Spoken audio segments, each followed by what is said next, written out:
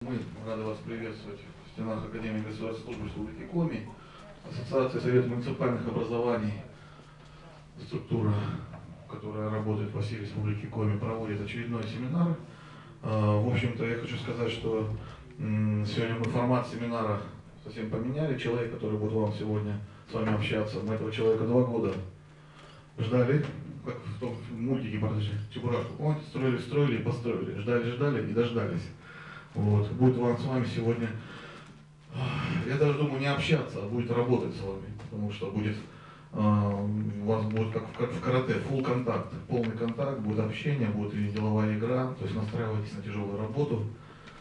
В свою очередь, у нас стало доброй традицией перед началом любых таких вот мероприятий, семинаров, вы всегда получаете приветствие от наших стратегических партнеров. Это Госсовет Республики Коми, это Управление по развитию территории администрации главы республики, это, в общем-то, торгово-промышленная палата, это Всероссийский совет местного управления. Поэтому я сразу не буду задерживать, попрошу с приветственным словом Олега Борисовича выступить, председатель ассоциации нашей Совета муниципальных образований Республики Коми. Добрый день, уважаемые коллеги. Рад всех вас видеть. Самое главное, вы все приехали. Солнце улыбается нам сегодня. Так что я думаю, что сегодня также отсюда выйдете уже с улыбкой и надеждой на будущее. Ну, в принципе, социально-экономическое положение наших муниципальных образований, наверное, и как и в Республике Коми, непростое. Мы сталкиваемся с определенными трудностями, в первую очередь на бюджетной обеспеченности, которые необходимы для того, чтобы мы развивали свои территории. И, соответственно, мы с вами, наверное, должны искать новые формы, методы развития наших территорий, искать точки роста. Ну и в первую очередь, может быть, и как раз мы должны найти те пути по активизации самого населения, местного сообщества.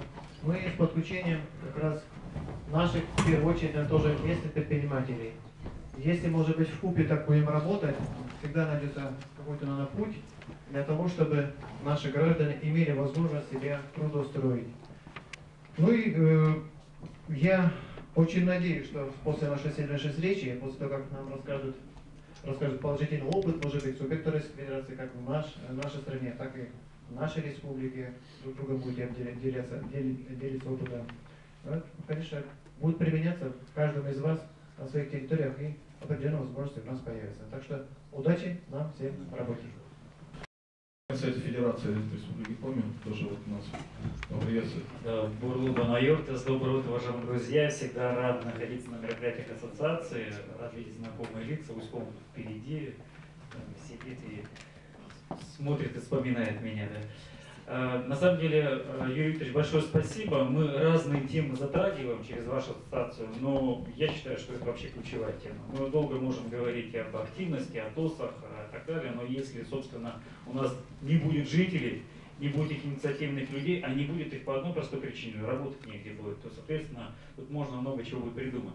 И, если честно говоря, у меня заготовочка была одна, но я вот послушал Глеба Владимировича ровно 3 минуты, но скажу, что вам повезло, потому что я думаю, что лекции будут настолько серьезнейшие, я думаю, что это будет не просто лекция, а что-то вроде тренинга, но, наверное, даже трансформационного, когда наше мышление будет меняться.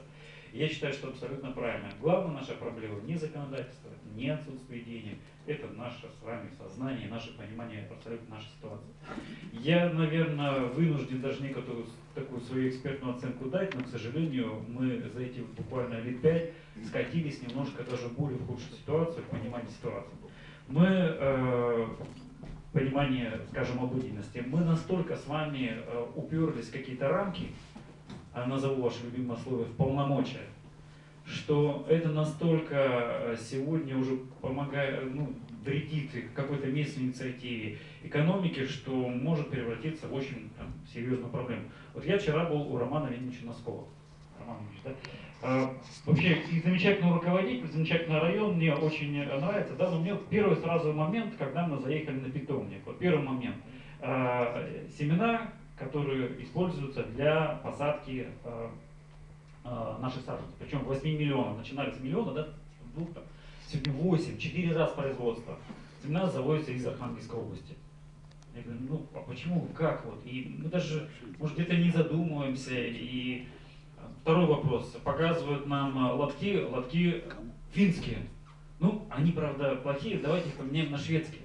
Это уже вопрос к стране. Ну, то есть мы сами себя, государство, которое сегодня является наибольшим там, экспортером, заготовщиком древесины, мы даже элементарно просто лотками не можем обеспечить. И вот таких вот моментов встречаются очень часто. И, наверное, опять возвращаюсь к нашему пониманию, к сознанию, желанию что-то сделать, наверное, это ключевое. Все достаточно сложно, еще там несколько примеров. Вот нам месяца 2 назад дали программу федерального развития экономики. Знаете, Глеб Владимирович, вы видели ее или нет, проект? Я ее прочитал, мне стало грустно. Только это буквально цифры. Развитие малого и среднего бизнеса, сегодня мы говорили. 60-70% там Финляндия, Швеция, любим соседей вспоминать. Я считаю, что это вообще безопасный предел 50%, 40-50%. У нас сегодня порядка 25-27%. Так вот в этой программе, которая должна запускаться 2017 года, Минэк пишет нашей страны, 27 в 2017 году, 27,2, ну могу ошибиться там на доли, в 2020 году. Представляете, Министерство экономики сам не верит, что мы ключевой элемент малый бизнес можем развить. Просто не верит. И я это ключевое, что записал, официально Минэк отправил. Ну, я понимаю, что никто это читать не будет, но официально отправил просто из обиды за дело, что мы сами в это не верим. И вот тоже еще один пример скажу. Очень активно сейчас взяли за самозанятых. Слышали, да? Безработные, там, следующее промышленное звено это самозанятые. И вот последнее совещание, вот мы этих самозанятых сейчас вот возьмем, это вот тот, кто сдает грибы, тот, кто принимает грибы, тот, кто репетиторством занимается, профессионально клинингом, уборщики и так далее. А вот мы их вот сейчас возьмем, потому что вот они не платят фонды, там фонды и так далее. Я вот на последнем из вот таких серьезных совещаний задал вопрос. Я говорю, скажите, а кто их вынудил перейти в формат самозанятых? Ведь многие, большая часть из них, они были ИПшниками. Так мы же с вами. Мы создали с вами для перевозчиков тахографы, мы придумали Платоны, госинспекцию, для там, других ЕСЛ максимально подняли. Так они вообще, честно говоря, делают для нас благое дело, потому что мы-то фактически рабочие места перестали создавать. Они сами взяли в руки и свою жизнь, свои семьи начали там, реализовывать какой-то продукт. Я считаю, что их не зажимать надо, а я считаю, что их нужно перевести в ранг малого-среднего бизнеса, и чтобы они как малый-средний бизнес воспользовались хоть какими-то возможностями. Это грантовая система, это имущественные отношения, которые у нас есть с вами отдельный реестр по малому и среднему бизнесу, и другие моменты. И поэтому вот каждый раз в своей работе вот сталкиваешься, наверное, с тем, что вот пока мы сами это понимание ситуации не изменим, наверное, нам будет достаточно сложно. Но стараюсь держать на пульсе вот все такие моменты, если вам в помощь, вот последнее, что вот мы с Виктором точно занимаемся, это народный бюджет, потому что это из разряда изменения сознания, когда мы сначала занимаемся социальной проблематикой, но многие эти же люди становятся и бизнесменами потом. То, что у них главное это меняется, это сознание. И вот там определенные уже успехи у нас есть желание у ряда сенаторов внести поправку в бюджетный кодекс, часть инициативного бюджета, 10 лет есть народный инициативный бюджет, понятие есть, а по закону ничего нет. И сегодня, вот, Петр Точно рассказывал, прокуратуру задают вопрос, а вы вот, тут бюджет распределяете, на каких вообще основаниях? Такого даже понятия нет. Вторая тема – это все-таки разработать федеральную программу по народному бюджету. Вот. Если вот эти две темы мы сможем реализовать, то промежуточное звено между инициативами, ТОСами, старостами, а следующее направление – это получить доход какой-то, предпринимательство, то я думаю, что тогда наша работа будет нельзя. Спасибо, удачи вам во всех делах. Спасибо. Которая очень помогает ассоциации, мы благодаря ей можем быть так активно работаем. Добрый день, уважаемые коллеги. Я хотел бы немного остановиться на одном вопросе. Мы на протяжении последних 3-4 лет наиболее занимались внедрением новых форм вовлечения граждан в решение социально значимых проблем. И действительно эти 3 года позволило показать, что активное население достаточно в Республике Коми, социальных проблем на 100 лет у нас вперед определены, и то, что может непосредственно гражданин самостоятельно сделать на своей территории, вы практически показали. Это решаемое, и сегодня это как бы закреплено в документах, в частности, народного бюджета. И вот наступил второй момент, это касающийся тех вещей, когда мы в прошлом году по инициативе главы провели общественные слушания, создали программу развития всех территорий, то выясняется один простой момент. Все определили, а механизмов реализации просто сегодня их нет. И вот благодаря сегодня ассоциации, действительно то, что сегодня к нам Глеб Владимирович приехал, наступает новый этап развития территории. Не просто с точки зрения понимания, а с точки зрения, как это делать. Поэтому в прошлом году мы попробовали на базе 5 муниципальных образований открыть такой новый проект, называется он «Открытый муниципалитет», где мы ищем новые формы взаимоотношения с бизнес-сообществом, с молодым поколением, с людьми, находящимися на территории города Сыктывкара, и планируем город Ухту сделать, чтобы бизнес больших глобальных наших городов пошел на село, соответственно, своими идеями и предложениями. В этот момент должно поменяться сознание наших муниципальных образований, что это не попрошайничество, это развитие территории, соответственно, взаимоотношения должно меняться, психология должна меняться. Этот процесс достаточно интересен, и нам вместе, наверное, важно, чтобы мы действительно были в одном зале. Здесь и органы местного самоуправления, бизнес-сообщества, люди, которые внедряют какие-то определенные навыки. И, соответственно, только вместе мы сможем поднять и действительно жить достойно, как это и положено в Республике Коми. Вам удачи и нам всем. Спасибо. Это человек, благодаря которому мы вот в Академии работаем, благодаря выстроили отношения, потому что она очень нам помогала 5 лет назад, когда мы начинали там активную деятельность. Председатель комитета Госсовета Республики Коми по законодательству и местному управлению. Дорогие коллеги, я приветствую вас. Снова очень рада, что ключевые ведущие, так скажем, люди, лидеры на территориях, включая руководителей территорий, здесь присутствуют, потому что на самом деле вот, Дмитрий Александрович, имея короткий разговор с Глебом Владимировичем, абсолютно прав.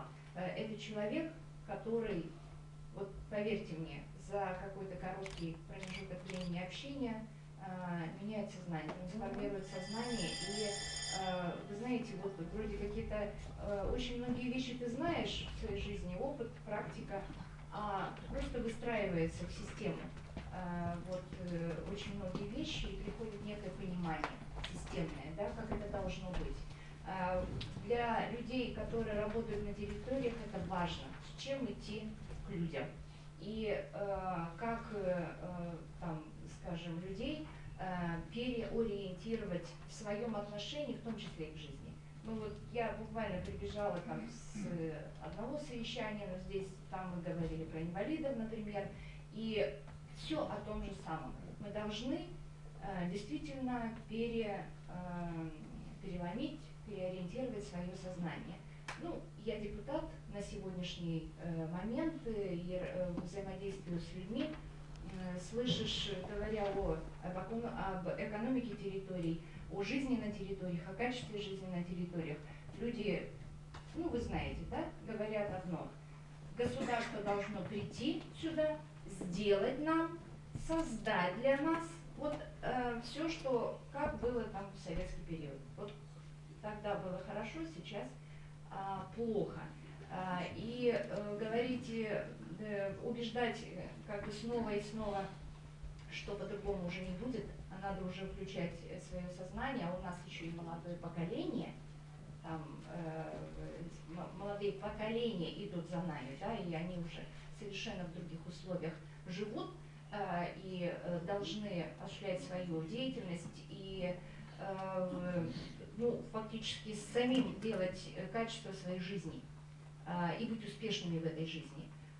Поэтому они такие переходные поколения у нас от там, перестроечного, постперестроечного и рыночного, так скажем, этапа нашей жизни. Вот с ними нужно сегодня работать и выстраивать взаимодействие. Ну, другого не дано. Поэтому я очень надеюсь, что сегодняшняя работа, встреча вот с Глебом Владимировичем внесет, даст такой новый импульс и новую энергию в вашу работу. Успешной работы, значит, именно такой работы на территориях я вам и желаю. Мы со своей стороны поможем всесторонне. Знаю Глеба Владимировича уже давно, Сколько раз вы были у нас в республике? Ну, раз 5 на самых разных территориях. Каждый раз я всегда была инициатором, чтобы Глеб Владимирович приезжал к нам. Вот, желаю успеха в сегодняшней работе всем. Спасибо. Спасибо. Президент торгово-промышленной палаты Республики Коми Таркис Ильянович Мансарян, человек, который, наверное, про экономические процессы больше всех, наверное, знает. Спасибо. Я даваться буду считать. Вы знаете, озабоченные состоянием развития предпринимательства вообще в сельской местности несколько лет тому назад мы начали с простого изучения проблемы. Я имею в виду торгово-промышленной палаты и пришли к совершенно неожиданным выводам. Сейчас тоже очень прозвучала тема о том, что системный подход. Мы, к сожалению, много лет тому назад, лет 10-15 тому назад, вместе с водой выплеснули ребенка. Мы уничтожили республики, кооперацию, потребительскую и сельскую в первую очередь. Это была самая настоящая система, которая имела и свою логистику, и свою транспортную, и свою социальную даже инфраструктуру. Мы уничтожили пути заготовки, переработки, изготовления, торговые сети, как операции.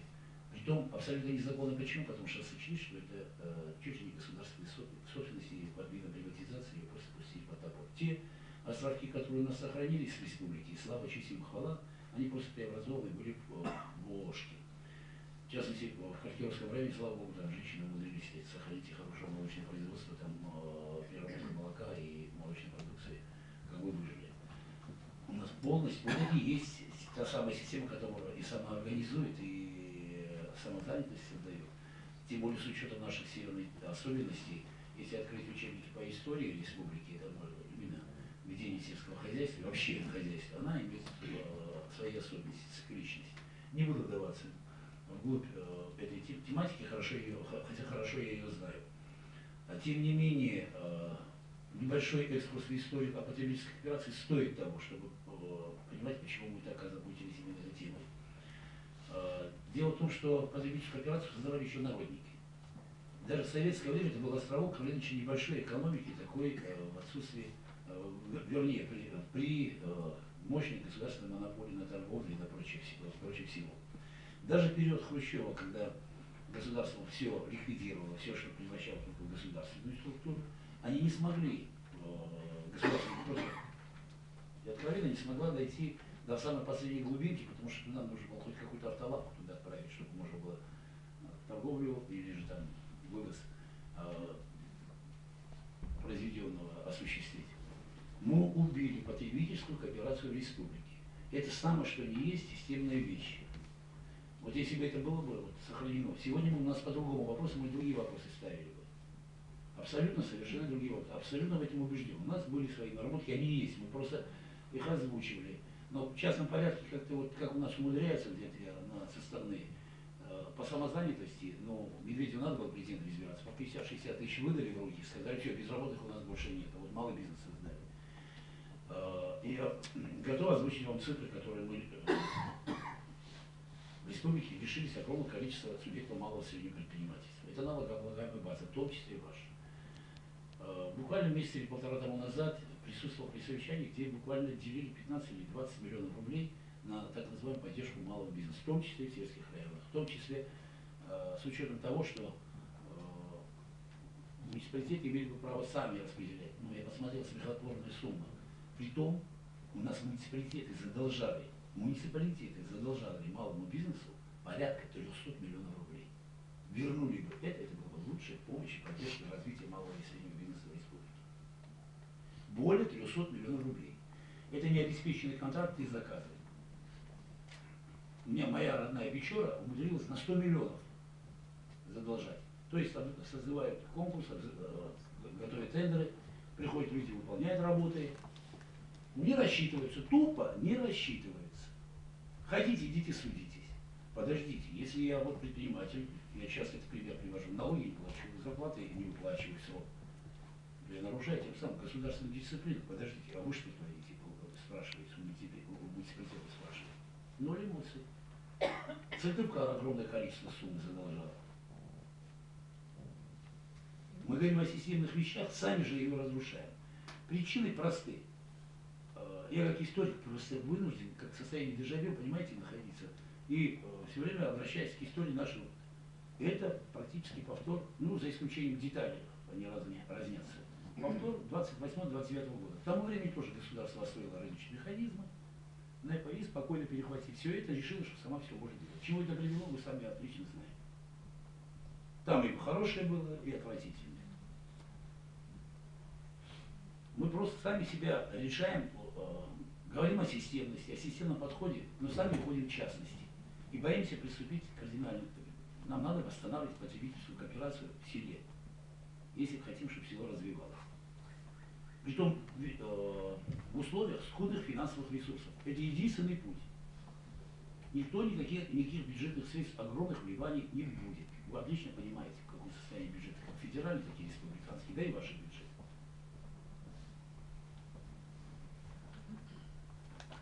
Просто пытаться объять необъятное и всех построить вот по линейке, я лучше знаю, что ты, если не знаешь, смотри пункт первый, тогда, что я опять все равно лучше знаю.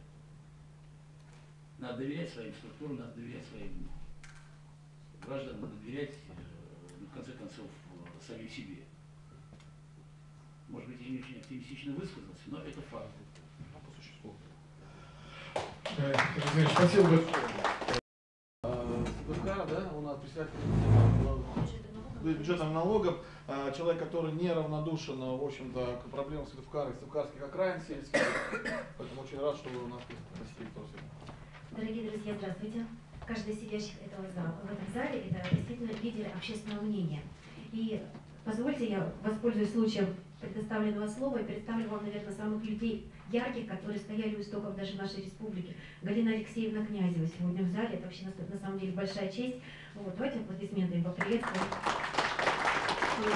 Совсем недавно, 14 июня, мы были с Надеждой Борисовной Дорофеевой на мероприятии Совет Федерации по приглашению Валентины Ивановны Матвиенко. И благодарности я привезла от председателя комитета по федеративному устройству региональной политики местного самоуправления и делам Севера, нашему известному тоже лидеру и стоявшему у истоков написания диссертации Суркиной Фергее Жафяровне, от Дмитрия Игоревича Азарова, благодарность за вклад в развитие местного самоуправления. Вот. И на самом деле приятно видеть руководителей администрации Литоева Василия Александровича, значит, Гончаренко Василия Анатольевича, многих других, Романа Вениаминовича Носкова, да. Те, которые проявляют активность и своим примером, ну, я думаю, что подтянули не только глав сельских поселений, а распространяют опыт. Через Виктора Анатольевича Шевцова, друзья, мы от Всероссийского совета передали книгу «Это лучшие практики местного самоуправления во всем муниципальном образовании республики». У нас их 20, вы знаете, а также диски. Дополнительная литература будет довезена, кому не хватило. Я, как, наверное, уже став помощником Дмитрия Игоревича Азарова, мне оказано высокое доверие, хочу вам, воспользовавшись случаем, подсказать, что есть у нас такой журнал, да, «Российская муниципальная практика», да, дорогая подписка. Получается 5500 в год, но однако здесь также собран очень активный положительный опыт. И обращайтесь к работе сайта. Кстати, вот Степан Михайлович Киричук, который на ней изображен, это тоже человек, который писал 131 закон вместе с Дмитрием Козыком, да, в 2003 году. Вот сейчас он уже в Совете Федерации. Поэтому, я думаю, активнее обращайтесь к сайтам комитета, где просто написано разъяснение на многие наши с вами вопросы. И позвольте еще представить Ларису Владимировну Туркову. У нас во всех муниципальных образованиях есть стратегия социально-экономического развития. Этот документ важный. Вот это вот, Лариса Владимировна, встаньте, пожалуйста, чтобы вас увидели. Да. Вот. На самом деле, Сыктывкар, да, бюджет огромен, 6 миллиардов 608 миллионов, и разработать такой грамотный документ, я думаю, что опыт ее работы также и на сайте, и при личном обращении она распространит с удовольствием. Всем хочу пожелать благополучной работы, сказать спасибо за вклад в развитие местного самоуправления на местах и поздравить вас с прошедшим праздником. По указу президента у нас 21 апреля праздновался День местного самоуправления. Счастья, благополучия, доверия населения. Спасибо. Смотрите, проверьте сразу, да, чтобы ничто не отвлекало у нас. Да, ну, сейчас вы будете... Я хотел слово... Владимир, конечно.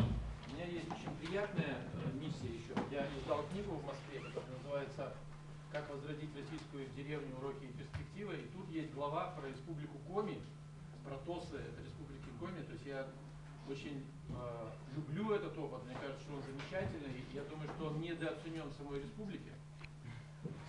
И тут собрано не только тут описано вообще по стране, ну, сколько я как бы имел опыт, ну, имел отношение к запуску всего этого в Архангельской области. Просто имели. Да, собрал историю по Архангельской области.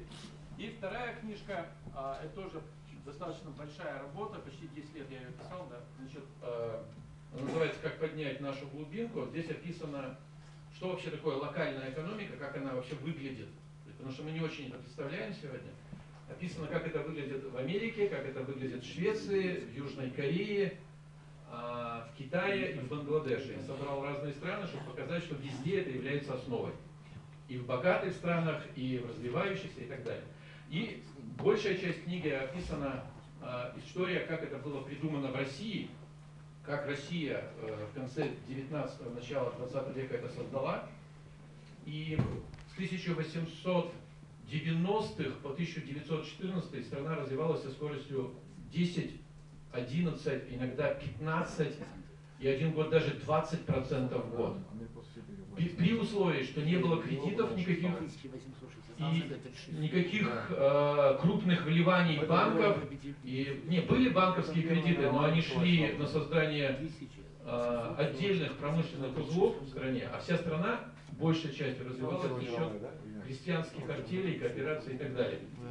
И в 1914 году во Франции издали книгу, говорящую о том, что если эту страну не остановить, то через 15 лет это будет самая большая И в 2014 году они остановили. Да. Что началось? Первая мировая.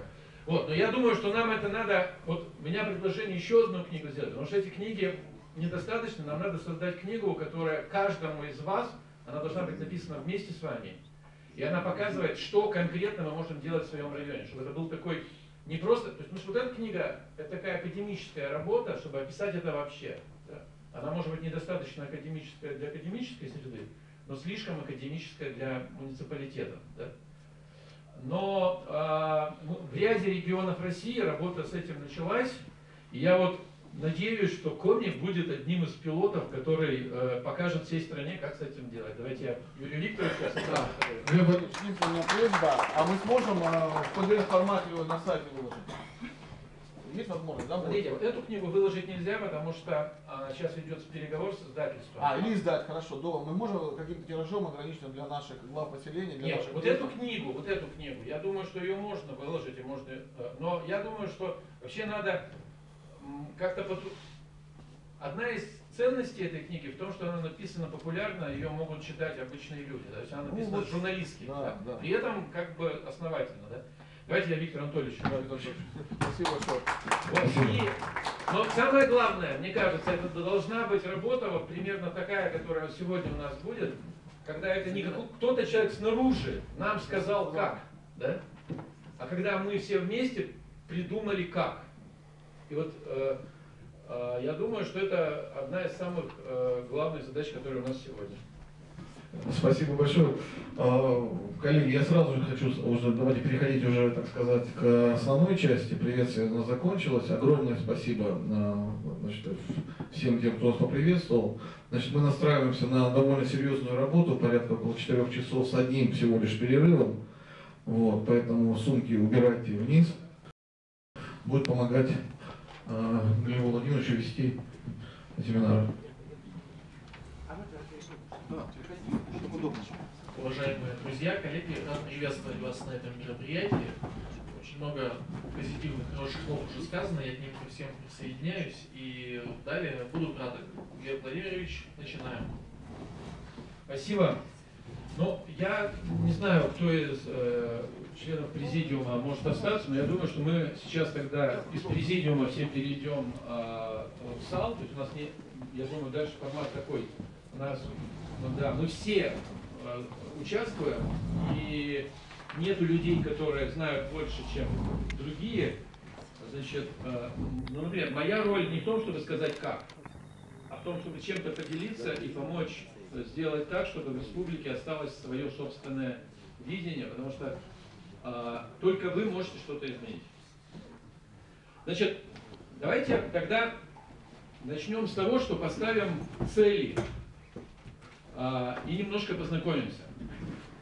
Значит, мы уже чуть-чуть выбились из графика, да? Значит, вот Вот я бы поставил цель такую, запустить в республике, ну вот мне бы хотелось, чтобы цель была такая, запустить в республике процесс, который через несколько лет поможет найти миллиард. Я думаю, что он у вас есть.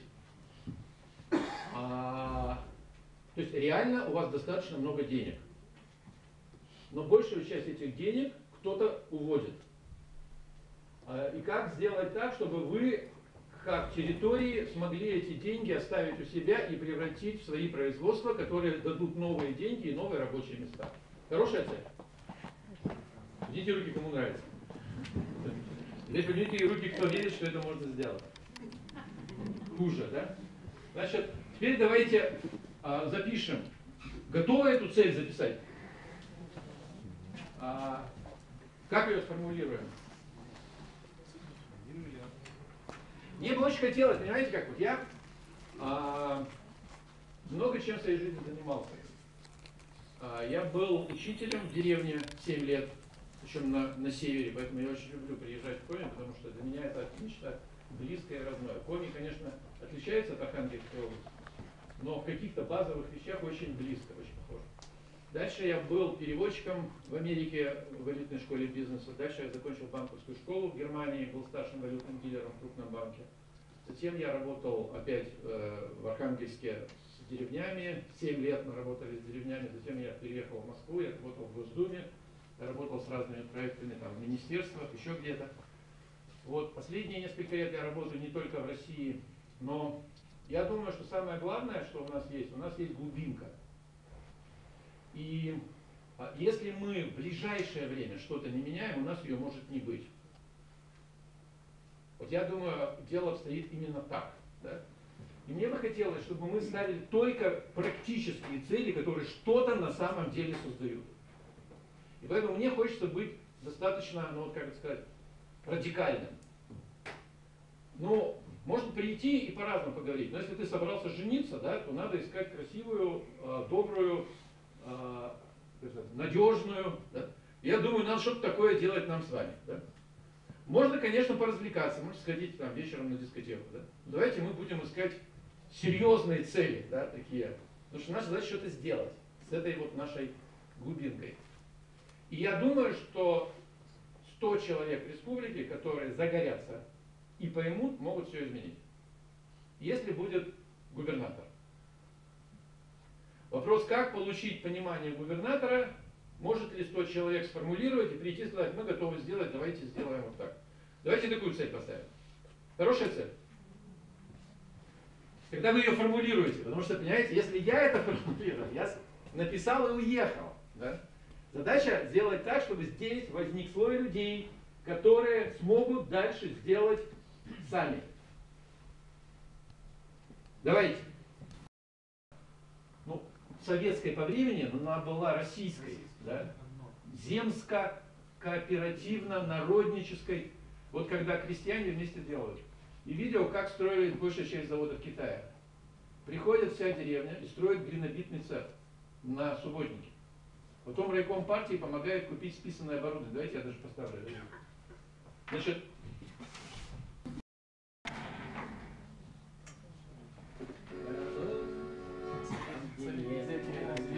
оно есть в интернете.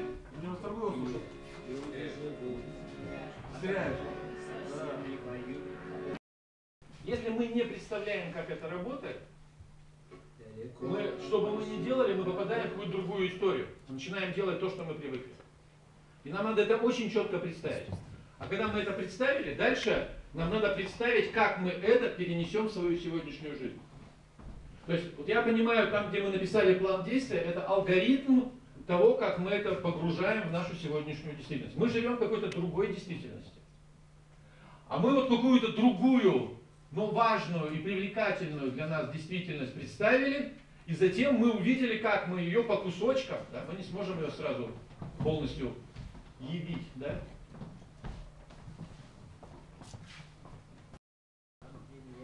Можно чуть-чуть перемотать, чтобы быстрее. Там главное, да. Китайская стройка. Это завод, который будет принадлежать всей деревне. И называется волостное поселковое предприятие.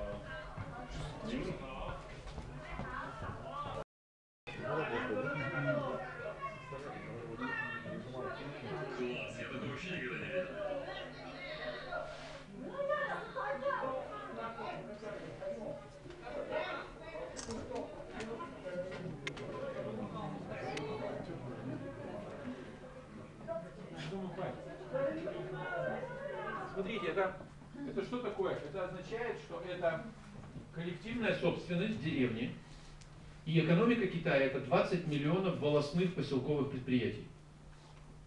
Деревня скинулась, построила себе мини-цех, ну, или там мини-заводик. Они не брали кредитов. Первое, что они поняли, где будут товары, какие будут товары. Дальше они поняли, куда они их продадут, где возьмется это знание, это вопрос. Но у них есть самое главное, у них есть община, то, чего нет у нас. Дальше кто-то сказал, все приходим и строим себе завод. Они не берут денег ни у кого в долг. Дальше, когда они начали зарабатывать, у них появилась какая-то прибыль.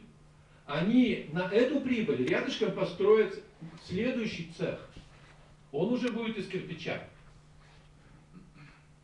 А потом они построят современный, большой цех с современным, уже даже не японским, а уже китайским, произведенным по японской лицензии или даже просто скопированным, не лицензионно. Да?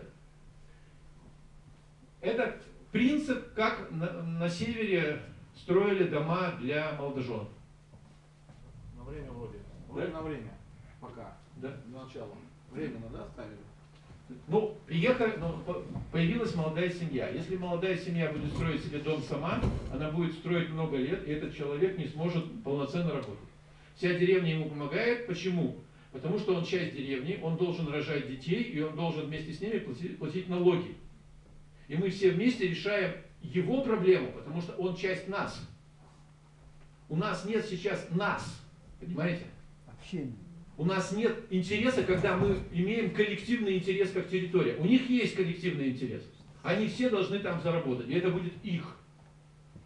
И если мы это не поняли, мы начнем опять что-то делать, и выяснится, что мы опять создаем отдельное маленькое предприятие, которое принадлежит какому-то частному, но он не сможет продать так, как китайцы.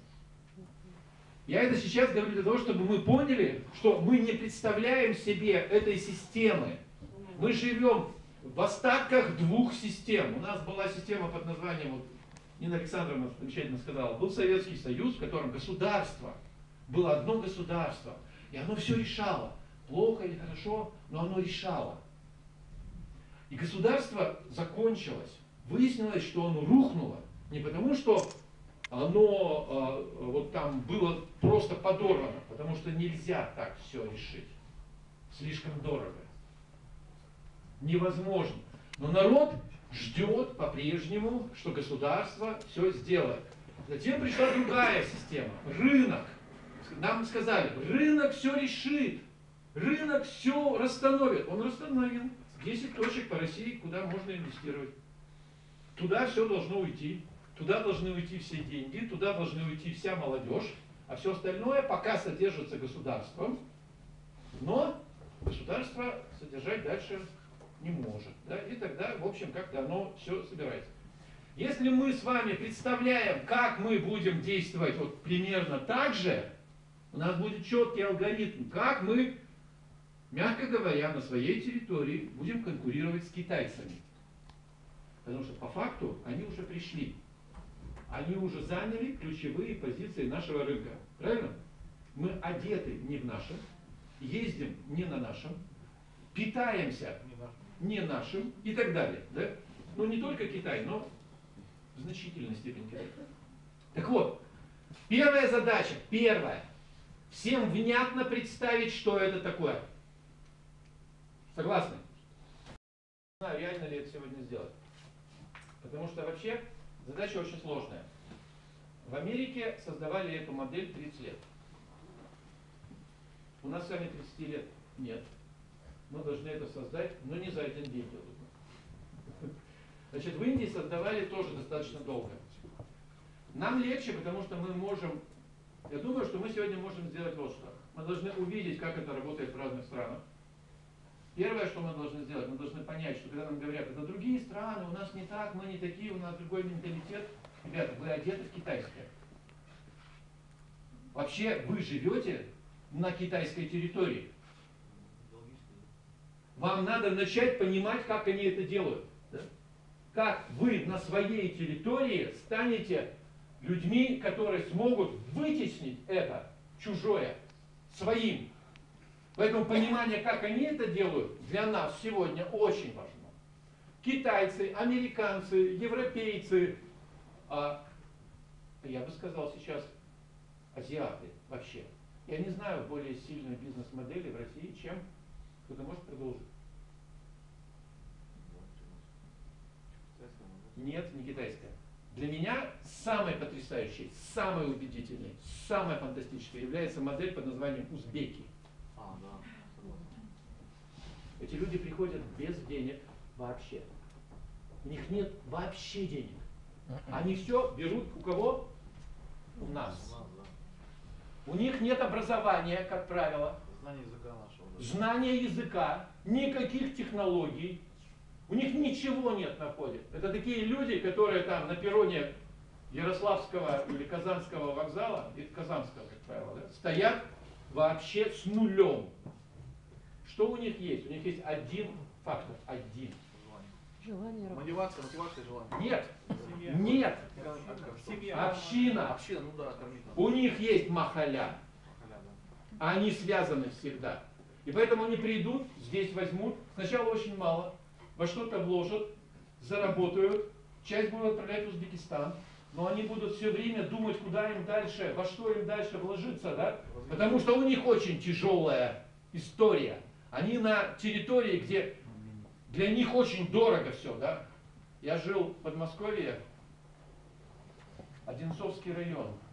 С одной стороны Рублевка, с другой стороны Барвиха, там Минская трасса, ну то есть самая дорогая, ну просто нереальная недвижимость. Большая часть жителей в этом поселке узбеки-таджики. Они взяли все. Большая часть детей в подмосковных школах узбеки-таджики. Мы можем понять, как они это сделали? Конечно. Не можем? Тогда нам надо всем завернуться и ползти на кладбище. Почему? Потому что они не будут петь. Они могут плохо делать, но если пришел бригадир и сказал переделать, они переделают. Под контролем, да, очень хорошо. И вы можете обеспечить процесс. Что будет, если пришла русская бригада и получила зарплату? Вы не знаете. Будут скандалы, требования, еще чего-то там. Да, и поэтому многие предприниматели понимают, да ну, узбеки уже не дешевле, уже надежнее. Да? И дальше транспортные компании, логистика, склады, магазины, рестораны. Это узбеки. И знаете, каких ресторанов в Москве больше всего уже сейчас? Макдональдс и Бургер Кинги уже. Нет, узбекских. Сейчас в Москве большинство ресторанов узбекских. Значит, смотрите, мы с вами должны понять, как мы заимствуем модели вот, и это переводим в реалию, которая может работать в деревне Республики Коми, в районе Республики Коми. Большинство, да? Отлично. Поднимите, пожалуйста, руки те, кто являются главами районов. Раз, два, три, четыре. Отлично, да. Поднимите те, кто являются сотрудниками администрации муниципальных районов. Раз, два, три, четыре. Четыре, да. Отлично. Те, кто являются главами поселений. Раз, два, три, четыре, пять, шесть, семь, восемь, девять, 10, 11, 12. 12. Надо было записывать. Хорошо. Поднимите, пожалуйста, руки те, кто являются предпринимателями. Раз, два, три, четыре. Отлично. Кто является членами и активистами ТОСов? Раз, два, три, четыре. Да. У нас, значит, не поднял руку. 5. Так, поднимите те, кто не является предпринимателем, но хочет стать предпринимателем. Все. Каких нет. А теперь поднимите, пожалуйста, руки те, кто очень хотят, чтобы в республике появилась местная экономика. Отлично. А теперь поднимите, пожалуйста, руки, кто готов для этого что-то делать. Все, да. А вот теперь перейдем к следующему вопросу. У нас должна быть непростая, я думаю, очень короткая сессия, но очень важно. Поднимите руки те, кто любят что-то менять. Замечательно. Классно. Мобильные все. Да, люди... Значит, для того, чтобы нам понять, как нам создавать эту экономику, надо... Смотрите, люди очень консервативные создания. Если можно что-то не менять, они будут не менять. Менять будут только тогда, когда поймут, что не менять уже нельзя просто никак. Край. Вот теперь такой вопрос. Поднимите, пожалуйста, руки те, кто считают, что в наших сельских территориях край наступил. Так, отлично. Значит, мы уже по этому поводу... А кто так не считает?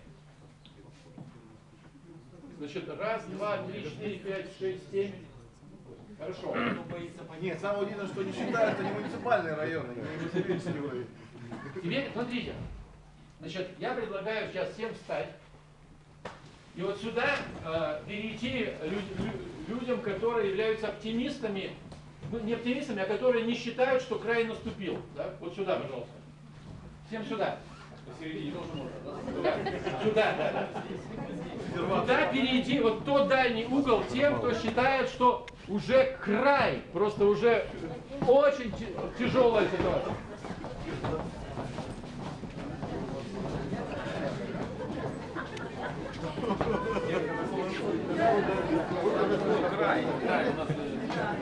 Отлично. Так. Значит, смотрите, теперь задача. Значит, у нас сейчас ровно 12, да? Здесь сформировать 2 группы. Кому-то взять на себя лидерство, сесть где-то, можно выйти, можно сесть здесь. И ровно за 5 минут сформулировать, что произойдет с районами республики, если ничего не менять. Если есть несколько сценариев, давайте нарисуем несколько сценариев. Чтобы разговор был короткий и предметный. Первое, вы выделяете ключевые параметры, по которым вы ведете анализ. Да? Какие главные параметры вы должны иметь в виду? Можете сейчас их назвать? Выглядит деревня. Нет, давайте на бумаге. Значит, вы берете 3, 4, 5 главных параметров и рисуете 1-2 возможных сценария. Значит, отлично. Взяли бумагу. Сейчас 12:02, да, в 12, ну давайте крайнее время 10, вы возвращаетесь. Должно быть 2 доклада по несколько минут. Понятно? Должны быть доклады и докладчики. Берем листы и идем. Сергей, возьми это на себя. Так, ваша задача. У вас немного, вы формулируете, как, за счет чего внутри существующего сценария происходит развитие района. Значит, опять ключевые параметры, по этим параметрам за счет чего происходит развитие. Внутри сегодняшнего сценария. Хорошо? Взяли, поехали. И развитие производства. Наверное, нужно это, как его... Давайте вот там вот. Корзина, да, вот это, ну или как потребитель. Коллеги, можно я вас потребительская? Нет, нет, можно я вас прерву на минуту, чтобы более эффективно было? Возьмите один стол. Так, хорошо. То есть работоспособность населения, уменьшение работоспособности. Население, снижение производства, на закрытие идет. Поток населения, старение населения, да? Рождаемость. Как правило, молодые люди наиболее инициативны, соответственно, предпринимательская инициативность.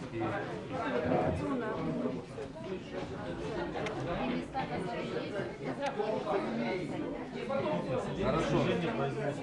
Хорошо, как снижение производства связано с оттоком населения? Почему идет? Наоборот, значит, тогда у нас отсутствие работы, да? Вследствие чего у нас возникает отток населения и очень мудро. Давайте 5-й параметр. Если корни есть, значит У нас лес и так далее, у нас и другие возможности есть. Нет,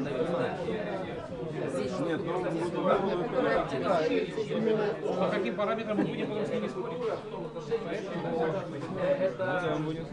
Смысл в том, что мы доказываем, что мы выживем. Мы выживем за счет чего? Деревья не выбрать не...